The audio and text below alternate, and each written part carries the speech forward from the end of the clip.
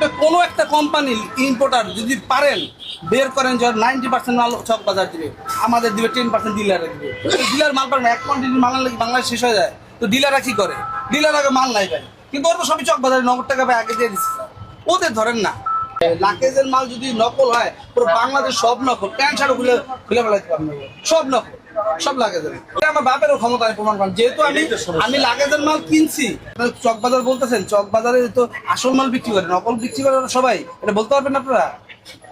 চক বাজার কখনো, চক বাজার দুই রকমের মাল বিক্রি হয়। আপনি যেমন চায়নার মতো 10 টাকার মাল পাবেন, 1 টাকার মালও পাবেন। আপনার যদি মন চায় 1 টাকার মাল নিয়ে আসেন, নকলটা নিয়ে আসেন। চক বাজার হচ্ছে কারখানা, কসমেটিক্স তৈরির কারখানা। আপনি 10 টাকার চালও তৈরি করে দিবে, 1 টাকার চালও তৈরি করে দিতে পারবে।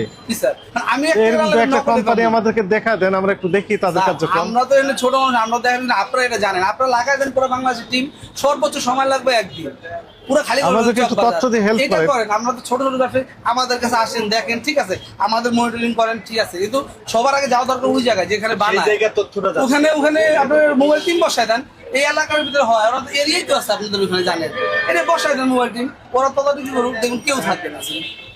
আপনি একটু তথ্য দিয়ে হেল্প ছোট করেন। ব্যবসায়ী, আমরা শেষ, আমাদের কাছে আসেন মার্কেটিং করেন, আমরা খুশি, আমরা চাই আপনারা আসেন সব। কারণ আমরা তো যেমন নিত্য পণ্য কিনি, নকল করলে আমাদের কাছে খারাপ লাগে, তো আমরা তো সবই জানি। আর বিক্রি করলে খারাপ লাগে না, এই তো স্যার নকল মাল বিক্রি করি না আমরা, আমার এখানে কোনো নকল মাল পাবেন না। এতগুলো মাল বিক্রি করছেন আমাদের বেয়াদব কিনা, আচ্ছা নকল পাবেন না। এটার নাম কি জানো?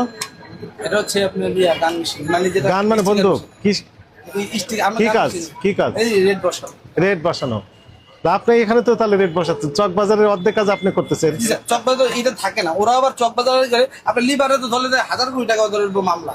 কেন? লিভার ব্রাঞ্চ বেশি মালে দিয়ে দেয় আগে চক বাজারে, পরে দেয় আমাকে। তো লিভারে যে ধরেন যে তোদের অর্ধেক মাল করে গেল, অর্ধেক মাল করে দিলি প্রোডাকশনের মাল।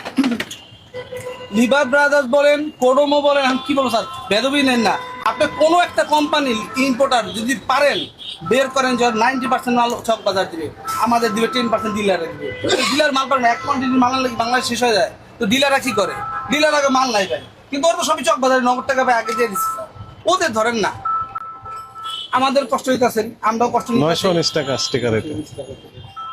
ভাইয়া এটা যা 1000 লাগালে 1000 আসবে, 1500 লাগে 5000 লাগালে আসবে, যদি দাম হিসেবে তো আসবে। আপনি এখন যেটা মনে করেন সেটাই।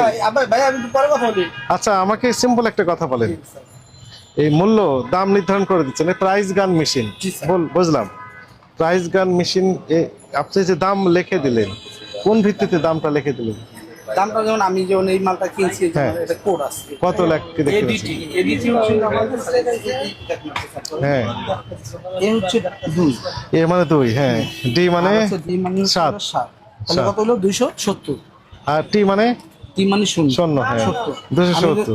আমরা কিনা 325। 325। আমি যদি 325 লাগাইছি, তাহলে আমার 55 টাকা লাভ ধরছি।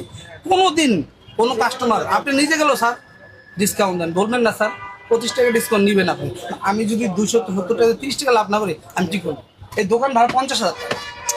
আমি সেটা বলছি না, এখন শুনে 100 ফিট দোকান স্যার, 100 আমি শুনবো, আমি বলবো, আপনি শুনুন, আমি আমার জেল দিয়ে দেয়। এই 100 ফিট দোকান ভাড়া 50,000 টাকা স্যার, কি করে খাবো? এটা তো আমরা বলি, শুনুন শুনুন, আমাকে ওই প্রোডাক্টটা দেন, এই প্রোডাক্টটা 50,000 টাকা দোকানটা ভাড়া, ভিক্ষা করা স্যার উপায় নাই। প্রতি মাসে সেল হইতাছে, প্রতিদিন 8,000 7,000। স্যার সেলটা দেখেন কি করে খাবো স্যার, 8,000 7,000 টাকা সেল। কর্মচারী বেতন, আমার নিজের খরচ, ফ্যামিলি খরচ, বিদ্যুৎ বিল আসে 3,500 টাকা আছে বিদ্যুৎ। ভাই নকল বিক্রি করি না ভাই, নকলের কথা বলেন না, নকল মাল পাইলে আমার বলেন কোনটা?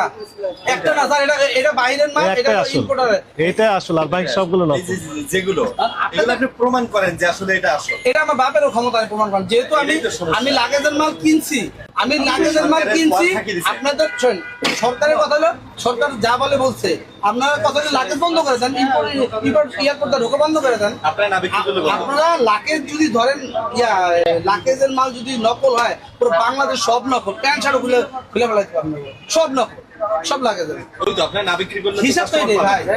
আমরা তো মনে করেন আমরা তো মনে করেন আচ্ছা শুনে আমাদের কষ্টে আছি ভাই, আমাদের কষ্ট বোঝাতে নেই। দোকান ভাড়া কমান, আমরা 5 টাকা লাভ করবো, সমস্যা নাই। ঠিক আছে, লাভের কথা আমরা বলি নাই। আমাদের বক্তব্য যে যেনারা এই প্রোডাক্টগুলো তৈরি করেছেন, ইনারাই হচ্ছে sole authority to to fix the price জি, স্যার। Of this product. জি স্যার। যিনি তৈরি করলেন, কোম্পানি হচ্ছে সোল অথরিটি, যেনারাই পণ্যের মূল্য নির্ধারণ করবেন। আপনি কি তৈরি করেছেন এখানে? না স্যার, আমি তাহলে আপনি এই প্রাইস গান মেশিন দিয়ে এগুলো লিখতে পারবেন না। এটা তো এটি যিনারা তৈরি করেছেন ওনারা পারবেন। আর একটি অথরিটি আছে বিদেশি প্রোডাক্টের ক্ষেত্রে, ইম্পোর্টার পারবেন। ইম্পোর্টার তার কি খরচ আছে, উনি কত পার্সেন্ট লাভ করবেন, আপনার পাইকারি বিক্রেতা বা ডিলারকে কত পার্সেন্ট লাভ কি দিবেন, আপা কিছু করবেন? আর খুচরা বিক্রেতা রিটেলার কি কত লাভ দিবেন, এগুলো নির্ধারণ করে উনি একটা ফিক্সড প্রাইস করে দিবেন। জি স্যার।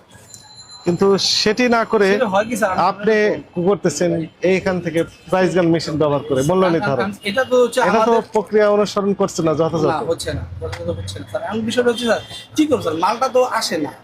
মালটা যখন আপনার একটু একটু ডিলাররা যারা মালটা বললাম না, ডিলাররা প্রতি মাসে আমাদের একবার দিলে মাল দিতে পারে।